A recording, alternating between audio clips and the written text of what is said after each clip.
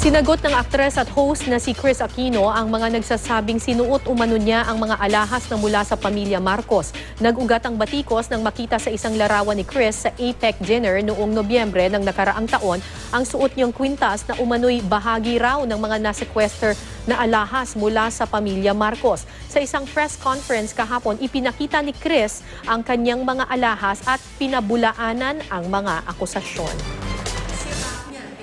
This was necklace number 1. Gabi yung may number 1. And this is necklace number 2. They are cubic zirconium, fake diamonds. So, sabi ng sister kong si Bialy, hindi mo kinorek no dahil ayaw mo umamin na fake yung diamonds na suot mo.